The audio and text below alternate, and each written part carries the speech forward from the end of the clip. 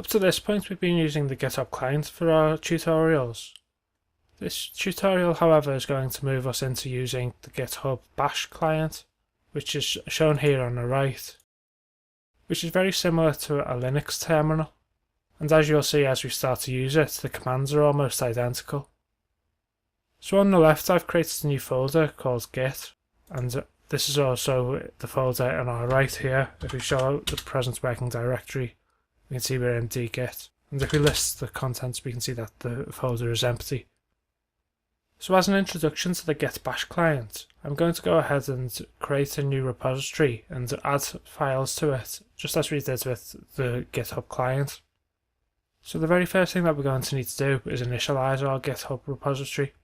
And to do this we simply type git init. That command was the same as creating the repository in the GitHub client, which then displayed all of the contents of the folder to us. So the very first thing that we're going to do, now that we've created this initialized repository, is we're going to create a new file. Because we're able to use a lot of Linux commands directly from the Bash terminal, you can just type touch readme.md, which will create the file for us. In here we're just going to type some text and save it and exit. When we were adding files to our repository in the GitHub client, we had the option to tick and untick files on the right of the screen before each commit, and only the ticked items would actually be added to the commit. We can do something similar with the Git Bash client, which is simply to type git add and then the names of each files that we want to add. Because this is a terminal, however, we can also use wildcards like the asterisk, and so this asterisk now will add all of the files within the folder to our Git repository. If you think of the layout that we talked about when we were first talking about Git, this is the same as moving the files from our workspace into the staging area.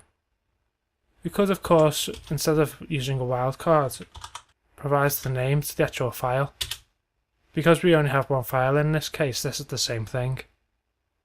In the Git client, once you've selected which files you want to add, you go ahead and actually provide a commit message and commit.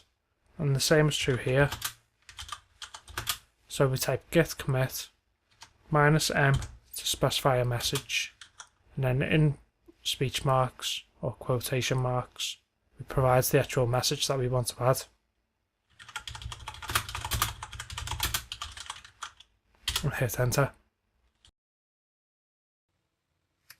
And it helps if you actually type commit properly. And as you can see, we have the message added to the readme file, which is automatically assigned to the master branch. And it tells us that one file has changed, which is the file that we've just added. So once we've added a commit, we can go ahead and check what the current status of our repository is. And we can do that by typing git status. This tells us that we're on the master branch and that we've got nothing else to commit, and that the working directory is clean. This means that we can go ahead and push this repository up to our remote server, in this case the GitHub server. Unfortunately, there's no great way to create a new repository from the terminal, as creating repositories is quite a rare task. So what I'm going to do is to go ahead and go into GitHub directly and create a repository here, which we're just going to call test. Everything else can stay the same. Just going to save that, and this is going to give us a link that we can use to connect to our remote repository from our terminal. So I've copied that to the clipboard, and this page actually gives us instructions as to how to go about connecting and pushing to the remote server. So we're basically going to be doing these two commands here. So we can copy this whole command actually. So if we paste that, the command is git remote add origin, and then the path that we're going to actually push to. The name here, origin, is optional. You do need to provide a name, but origin is specifically referring to the GitHub server. So we could call this GitHub server. if we really wanted to. But to make things easy, we'll just call it origin. If we type git remote -v, it will actually show us all of the remote versions that we can connect to. So we can see here that this one's called origin, and we could add others which would be able to be called different names. So now that we've created our local commit message, and we've created the ability to connect to the remote server, we can go ahead and push our files up to the remote server. And that's done by simply typing git push origin master.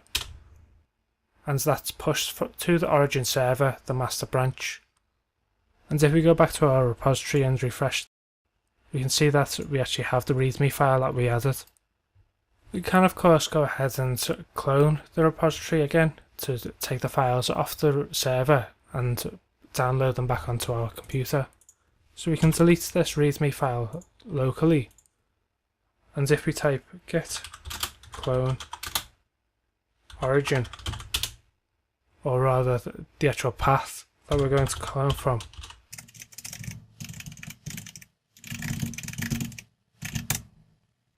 which is github.com/stretchproject/test, that will go ahead and download all of the files. And as we can see on the left, we have our actual file which has been downloaded into a new folder called test within our main directory structure.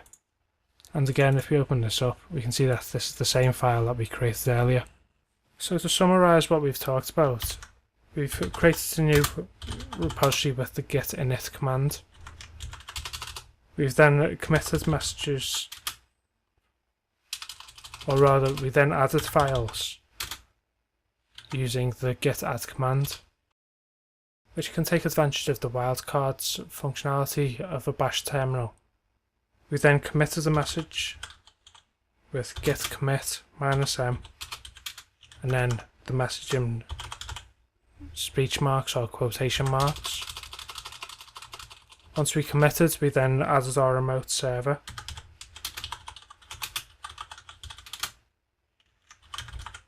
which is git add remote, the name of the remote server, and then the path to the remote server.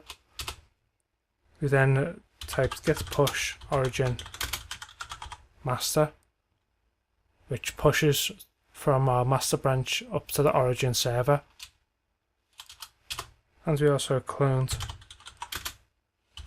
from the path, which downloads all of the files from our remote server. Now it is important to note that if you're using a slightly different version of Git, for example GitLab or another alternative, the commands may vary slightly, but in principle they will be the same.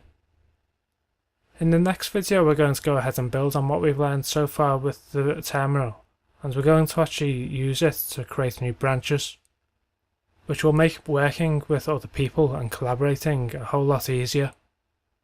So make sure you subscribe so you don't miss that.